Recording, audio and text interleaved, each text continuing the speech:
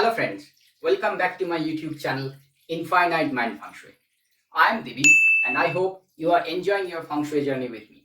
In Feng Shui, we have a number of core principles, the fundamental principles. Understanding of these fundamental principles will help us look the world through the lens of Feng Shui. Once we start applying these fundamental principles in our day-to-day life, we can start living in harmony with nature, which is ultimately the objective of Feng Shui. The yin and yang principles, the 5 transformational phases, and the bhagwa. These 3 are the most important fundamental principles in Feng Shui. In my last video, I explained to you the yin and yang principles. In our today's video, we will learn about the 5 transformational phases, which is also known as the 5-element theory in Feng Shui. The 5 transformational phases. This looks quite simple, yet it's a very complex topic. It takes lifetime to gain mastery in this subject. That's why I would like to explain this topic with the help of a case study. So friends, without further delay, let us jump into our today's topic, the 5 transformational phases in Feng Shui. In the screen, you can see oozing. This is the representation of 5 elements or 5 transformational phases in Feng Shui. It will be more appropriate to consider this as 5 transformational phases rather than 5 individual elements. This is primarily because the chi energy transforms from one state to the other.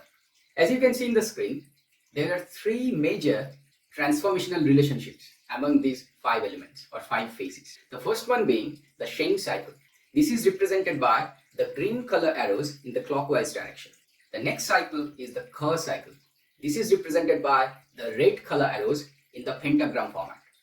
The third cycle is the weakening cycle. This is represented by the blue color arrows in the counterclockwise direction. Let us start with the Sheng cycle. Sheng means birth or being generated. That is why we sometimes refer this as the production cycle or the generation cycle. As per Sheng cycle, the fire produces earth, the earth produces metal, the metal produces water, the water produces wood, and then wood produces back the fire, and the cycle continues. As per the Sheng cycle principle, if we can make sure that the energy flows in conformance with Sheng cycle, then we live in harmony with nature. This is because we then allow the chi energy to transform from one state to the other state. Let us try to explain the Sheng cycle using the scientific observation. If we take fire, fire is associated with the thermal energy. In nature, we see that fire moves in upward direction. Therefore, the fire chi is associated with ascending nature. This is ascending type of chi. If any object comes in close contact with fire, then it changes its state. For example, solid becomes liquid and liquid becomes gas. Therefore, fire has transitional energy. If we take a piece of wood and apply fire on that piece of wood, then it becomes ash. And those ash then get absorbed by the earth and ultimately becomes part of the earth itself. And by earth, I mean here the soil. This now explains why wood gives birth to fire and fire gives birth to earth as per the Sheng cycle. If we now consider the earth, earth rotates around its axis. Therefore, the earth chi is associated with the rotational chi. Earth also stores lots of minerals, natural rocks, metals. Therefore, earth also represents stored energy. Earth houses natural rocks, metallic ores. By the use of mining technique, we extract those metal ores from the earth. This now explains why earth gives birth to metal. If we now see the metal characteristic, if we bring a gaseous substance in close contact with metal, then the gas via condensation process becomes liquid. This condensation process represents the transformation into water. That's why in the Sheng cycle, metal produces water. Now look at water. In nature, water falls downward in form of rain or waterfall. That's why the water chi is descending type of chi. We use water to grow plants, vegetables, trees. So the water is the source of all life on earth. This explains why water produces wood. The wood in the Sheng cycle represents all the plants, trees, vegetables. It is interesting to observe that wood is the only live entity, is the only live element out of the 5 elements in Feng Shui. Wood is associated with expansion, growth, as the plant grows in all directions. Therefore, the wood chi is expanding chi. Therefore, wood in Feng Shui represents growth and prosperity. If we now try to summarize the chi dynamics of the 5 different elements, the fire chi has ascending chi. The water has the descending chi. This represents the duality of nature.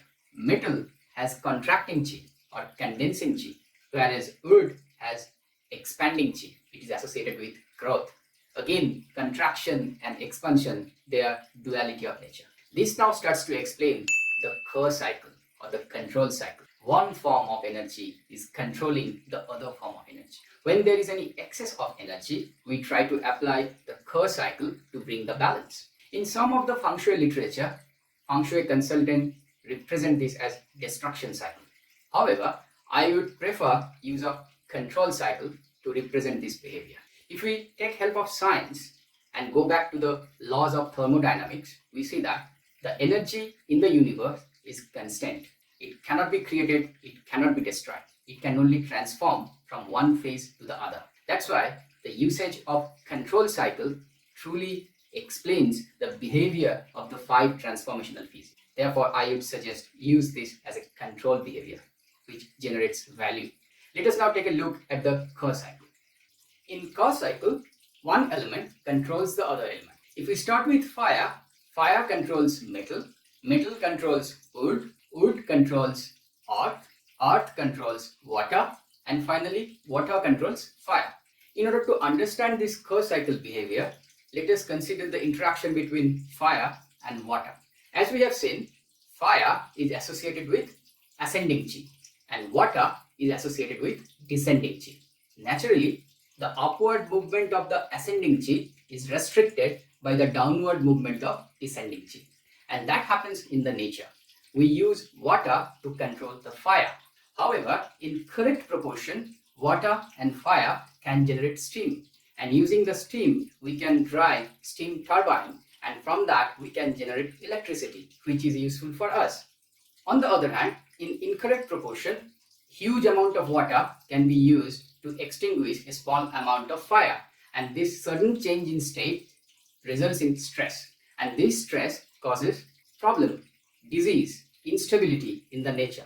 In summary, if we take the 2 elements from Ke cycle, the controlling element and the element being controlled, if they are in right proportion, then that gives value for us. That becomes useful to us. However, if they are out of proportion, then that causes stress, and stress is not good for us. In order to alleviate this stress, we need to bring the bridge element. And what is the bridge element between water and fire? If we refer the diagram, we see that wood is in between fire and water.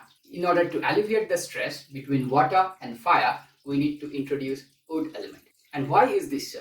If we apply the Sheng cycle concept, we will see that water produces wood, wood produces fire. In order to restore the balance caused by the incorrect proportion of water and fire, we need to introduce the wood as the bridge element. And this is the concept of rest of the Ke cycle as well.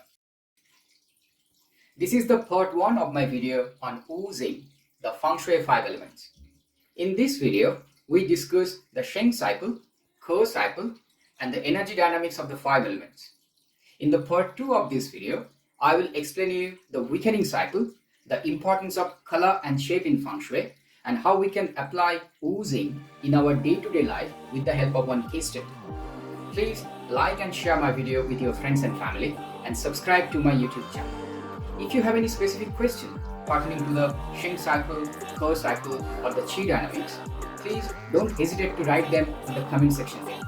Please take care, stay safe, and I will see you next week. Bye-bye.